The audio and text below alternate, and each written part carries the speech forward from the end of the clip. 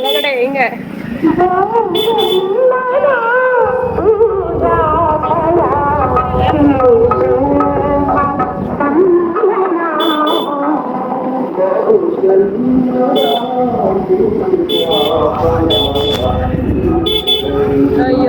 ಇದು ನನ್ನ ತವರು ಮನೆ, ನಮ್ಮೂರು. ನಮ್ಮ ತವರು ಮನೆಯಲ್ಲಿ ತುಂಬ ದೊಡ್ಡ ಹಬ್ಬ ಮಾಡೋದು ಅಂದರೆ ಪಟ್ಟಲದಮ್ಮನ ಹಬ್ಬ. ಇದನ್ನು ಯುಗಾದಿ ಹಬ್ಬ ಆದ 15 ಡೇಸ್ಗೆ ಮಾಡ್ತಾರೆ. ಅದು ಫ್ರೈಡೇ, ಸ್ಯಾಟರ್ಡೆ, ಸಂಡೇ ಈ 3 ದಿನಗಳು ನಡೆಯುತ್ತೆ ಈ ಹಬ್ಬ.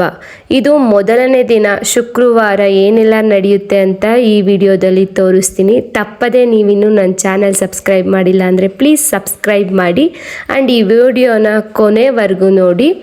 ಈ ಹಬ್ಬನ ಯಾವ್ಯಾವ ಊರುಗಳು ಸೇರಿ ಮಾಡ್ತವೆ ಗೊತ್ತಾ?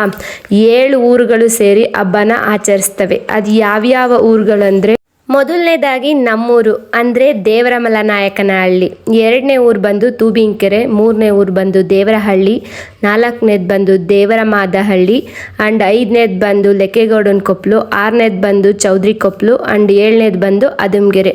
ಈ 7 ಊರುಗಳು ಸೇರಿಕೊಂಡು ಈ ಹಬ್ಬನ ತುಂಬ ವಿಜೃಂಭಣೆಯಿಂದ ನಡೆಸ್ತವೆ. ನಮ್ಮ ಊರಿನ ಪಟ್ಟಲದಮ್ಮನ ದೇವಸ್ಥಾನದಲ್ಲಿ ಮೆರೆಗ್ರ ಇದೆ ಆ್ಯಂಡ್ ಪೂಜೆನೂ ಕೂಡ ಇದೆ. ಇನ್ನು ತೂಬಿನಕೆರೆಯಲ್ಲಿ ಬಂದು ದೊಡ್ಡ ಪಟ್ಟಲದಮ್ಮನ ದೇವಸ್ಥಾನವಿದೆ. ಆ ದೇವಸ್ಥಾನದಲ್ಲೇ ಪೂಜೆಗಳು ಎಲ್ಲ ಹೋಗಿ ಕೊಂಡನ ಆಯೋದು ಮತ್ತು ತೇರನ್ನು ಕೂಡ ಅಲ್ಲೇ ಎಳೆಯೋದು. 7 ಊರಿನ ತೇರುಗಳು ಕೂಡ ಸೇರ್ತವೆ, 7 ಊರಿನ ಪೂಜೆಗಳು ಕೂಡ ಸೇರ್ತವೆ. ಜಾತ್ರೆ ನಡೆಯೋದನ್ನು ನೆಕ್ಸ್ಟ್ ವಿಡಿಯೋದಲ್ಲಿ ಹಾಕ್ತೀನಿ. ಇವತ್ತು ಏನೆಲ್ಲ ನಡೀತು ಅಂದರೆ, ನಾನು ನನ್ನ ಮಗಳು ಊರಿಗೆ ಬಂದಾದಮೇಲೆ ಊಟನೇ ಮಾಡಿರಲಿಲ್ಲ ಮಧ್ಯಾಹ್ನ, ಯಾಕಂದರೆ ಬಸ್ಸಲ್ಲಿ ಬಂದಿರೋದ್ರಿಂದ ಲೇಟಾಗಿತ್ತು. ಆಲ್ರೆಡಿ ನಾವು ಬಂದಾಗ 3 o'clock ಆಗೋಗಿತ್ತು. ಬಂದು ನಾವು ಮನೆಗೆ ದೇವಸ್ಥಾನಕ್ಕೆ ಹೋಗಿ ಅಲ್ಲಿ ಪ್ರಸಾದವನ್ನು ತಗೊಂಡು ಊಟವನ್ನು ಮಾಡಿದ್ವಿ. ಪಟ್ಟಲದಮ್ಮ ದೇವಿ ಮತ್ತು ಚೌಡಮ್ಮ ದೇವಿಗೆ ತುಂಬಾ ಗ್ರ್ಯಾಂಡಾಗಿ ಪೂಜೆ ನಡೆಯುತ್ತೆ ಆ ದಿನ. ಅಲ್ಲಿ ಪ್ರಸಾದವನ್ನು ಹಂಚ್ತಾರೆ. ಸುಮಾರು ಮಧ್ಯಾಹ್ನದಿಂದ ಹಿಡಿದು ಸಂಜೆ 5 ಗಂಟೆವರೆಗೂ ಪ್ರಸಾದವನ್ನು ಹಂಚ್ತಾರೆ. ಮಜ್ಜಿಗೆ, ಪಾನಕ ಮತ್ತು ಪಲಾವ್, ಕೇಸರಿ ಬಾತ್ ಎಲ್ಲವನ್ನು ಹಂಚ್ತಾರೆ. ಸೊ ಅದನ್ನೇ ನಾವು ಕೂಡ ಊಟ ಮಾಡಿದ್ವಿ.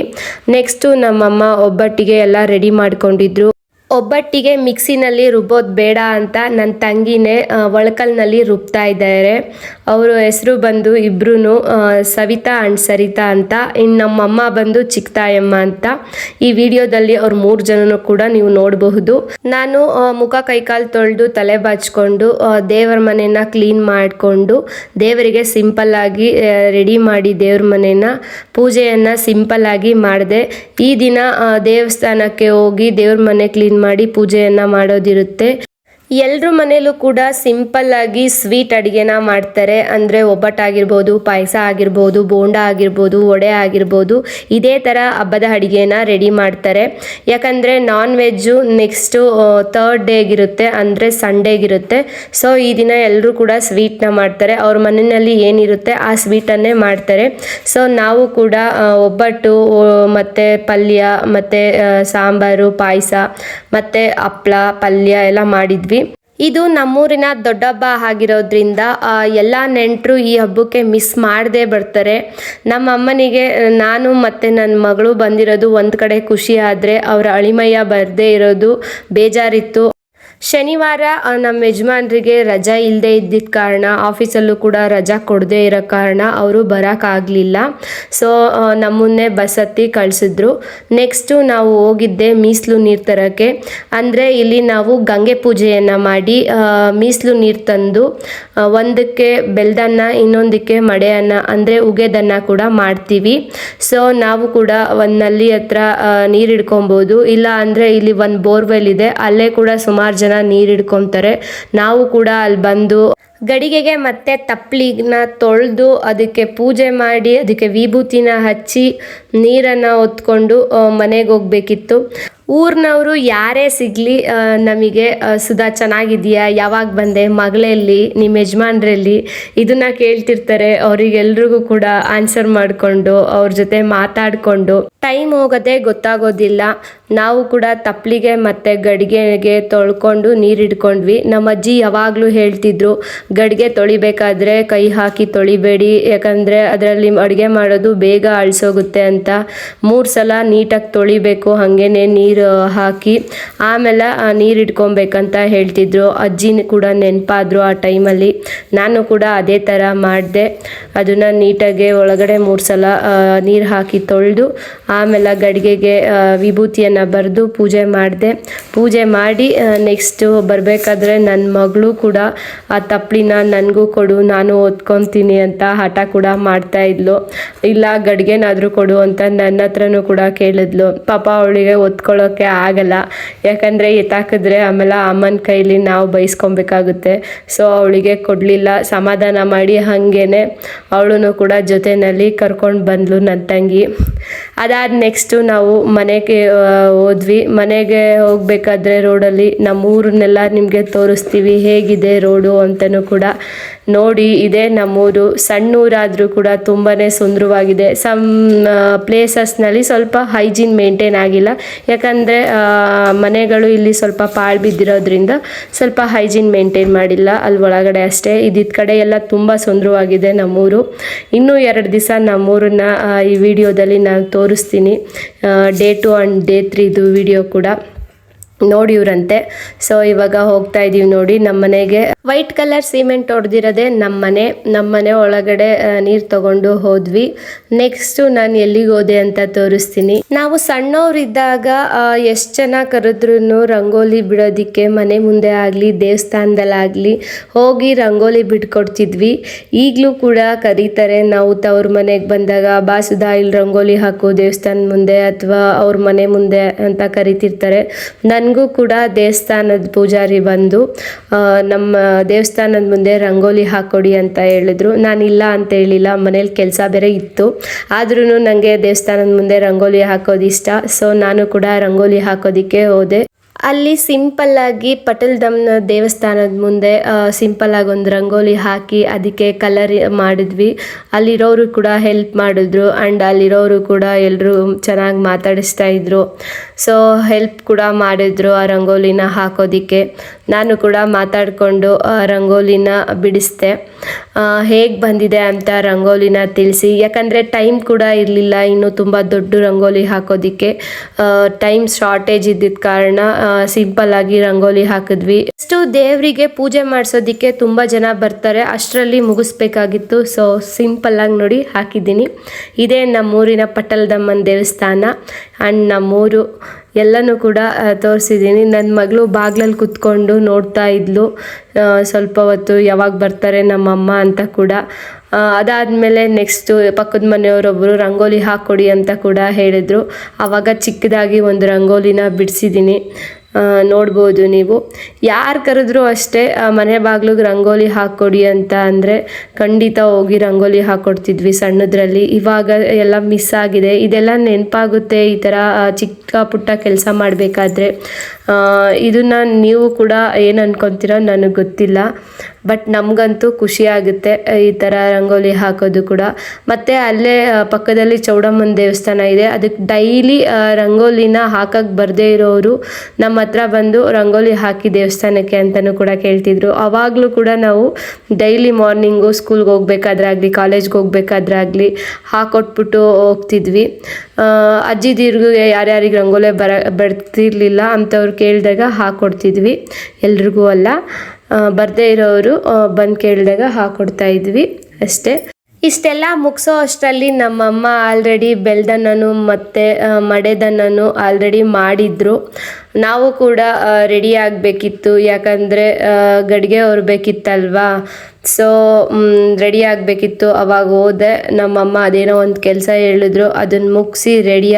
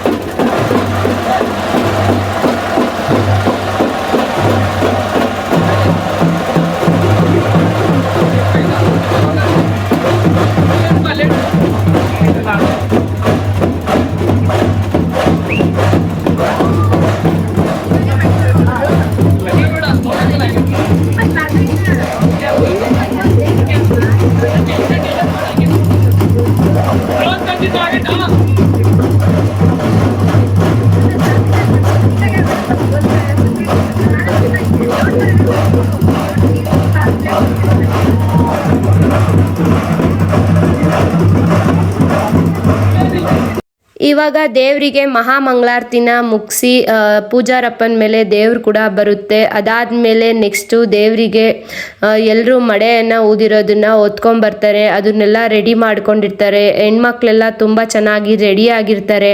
ಮತ್ತು ಇಲ್ಲೊಂದು ಸುರ್ಬಾಣವನ್ನು ಕೂಡ ಬಿಡ್ತಾರೆ, ತೋರಿಸ್ತೀನಿ. ನಮ್ಮ ಮನೆ ಹತ್ರ ಒಂದು ತಂತಿಯನ್ನು ಕಟ್ಟಿ ಬೋರಪ್ಪಂಗುಡಿವರೆಗೂ ಆ ತಂತಿನ ಕಟ್ಟಿರ್ತಾರೆ. ಅಲ್ಲಿಂದ ಒಂದು ಸುರ್ಬಾಣನ ಬಿಡ್ತಾರೆ. ಅದು ಹೋಗಿ ಮತ್ತೆ ರಿಟರ್ನ್ ಬರುತ್ತೆ, ನಿಮಗೆ ತೋರಿಸ್ತೀನಿ.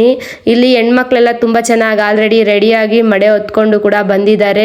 ನಾವು ಕೂಡ ಮಡೆ ಗಡಿಗೆನ ರೆಡಿ ಮಾಡಿದೀವಿ. ಇವಾಗ ದೇವ್ರು ಹೆಬ್ಬಾಗಿಲಿಗೆ ಹೋಗಿ ಪೂಜೆಯನ್ನ ಮುಗಿಸಿ ಬರಬೇಕು ರಿಟರ್ನ್. ಇಲ್ಲಿ ಈ ಅಣ್ಣ ಸುರ್ಬಾಣ ಬಿಡೋದಿಕ್ಕೆ ಪೂಜೆಯನ್ನ ಮಾಡ್ತಾ ಇದ್ದಾರೆ. 2 ಟೈಮ್ಸ್ ಸುರ್ಬಾಣನ ಬಿಡ್ತಾರೆ. ದೇವ್ರು ಇದ್ದಾಗೂ ಕೂಡ 1 ಟೈಮ್ ಬಿಟ್ರು, ಅವಾಗ ವಿಡಿಯೋ ಮಾಡಲಿಲ್ಲ. ನೆಕ್ಸ್ಟ್ ದೇವ್ರು ಇವಾಗ ಹೆಬ್ಬಾಗ್ಲಿಗೆ ಹೋಗ್ತಾ ಇದೆ ನೋಡಿ. ರೈಟ್ ಸೈಡ್ ಅಲ್ಲಿ ಹೆಬ್ಬಾಗ್ಲಿದೆ, ಒಂದು ತುಂಬಾ ಹಳೆ ಕಾಲದಲ್ಲಿ ಕಟ್ಟಿರ್ತಕ್ಕಂಥದ್ದು. ಅಲ್ಲಿಗೆ ಹೋಗಿ ದೇವರಿಗೆ ಪೂಜೆ ಮಾಡಿ ರಿಟರ್ನ್ ಬರುತ್ತೆ. ಇವಾಗ ಸುರ್ಬಾಣನ ನೀವು ನೋಡ್ಬೋದು ಹೇಗೆ ಹಚ್ತಾರೆ ಅಂತ.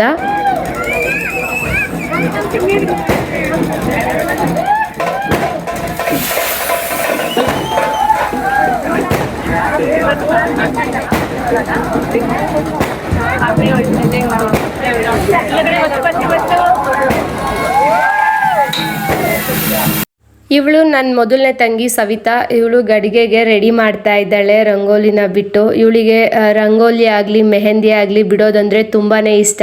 ಮೆಹಂದಿನೂ ಕೂಡ ಆರ್ಡ್ರ್ ತೊಗೊತಿರ್ತಾಳೆ, ನೀವು ಕೂಡ ಕಾಂಟ್ಯಾಕ್ಟ್ ಮಾಡ್ಬೋದು, ತುಂಬ ಚೆನ್ನಾಗಿ ಬಿಡ್ತಾಳೆ. ಇವಾಗ ನನ್ನ ಎರಡನೇ ತಂಗಿ ಬಂದು ಇವಳು ಸರಿತಾ ಇದನ್ನು ಓಪನ್ ಮಾಡ್ತಾ ಇದ್ದಾಳೆ ಒಂಬಾಳೆನ. ನಾವು ಸಣ್ಣವರಿದ್ದಾಗ ಒಂಬಾಳೆನ ನಾವು ಮಾರ್ಕೆಟಿಂದ ತರ್ತಾ ಇರಲಿಲ್ಲ. ಪಕ್ಕದ ಮನೆಯವರು ಬೇರೆ ಊರ ಕಡೆಯಿಂದ ಒಂಬಾಳೆ ತರಿಸ್ತಿದ್ರು. ಅವಾಗ ಮನೆಗೆಲ್ಲ ಕಳಿಸಿ ಒಂಬಾಳೆನ ಸ್ವಲ್ಪ ಸ್ವಲ್ಪ ಈಸ್ಕೊಂಬರೋಕ್ಕೂ ಹೇಳೋರು. ನಾವು ಕೂಡ ನಮ್ಮ ಅತ್ತೆ ಮನೆಗೆ ಹೋಗಿ ಎಲ್ಲರ ಹತ್ರನೂ ಸ್ವಲ್ಪ ಸ್ವಲ್ಪ ಒಂಬಾಳೆ ಈಸ್ಕೊಂಬರ್ತಿದ್ವಿ. ಇವಾಗ ನಾವೇ ಬೆಂಗಳೂರಿಂದ ಬರೋ ಕಾರಣ ಒಂಬಾಳೆ ಕೂಡ ತರ್ತೀವಿ. ಸೊ ನನ್ನ ತಂಗಿ ತೊಗೊಂಬಂದಿದ್ಲು, ಅದನ್ನು ಓಪನ್ ಮಾಡಿ ತೋರಿಸ್ತಾವಳೆ ಹೇಗಿದೆ ಅಂತ.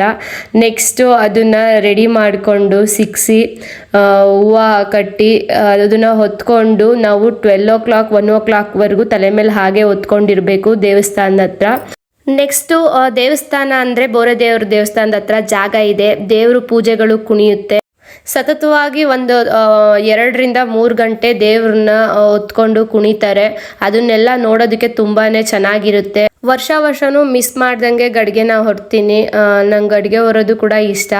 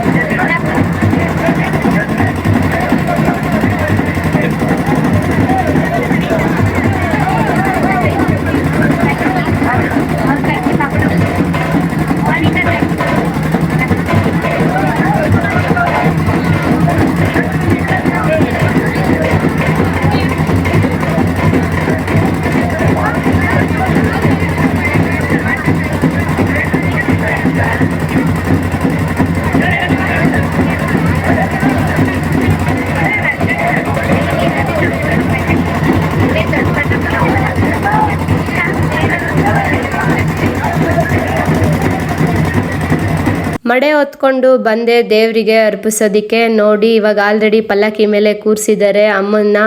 ಇವಾಗ ಅಲ್ಲಿ ದೇವಸ್ಥಾನ ಮುಂದೆ ಇದೆ, ಬೋರೆ ದೇವ್ರ ದೇವಸ್ಥಾನ, ಅಲ್ಲಿಗೆ ಹೊರಡಬೇಕು.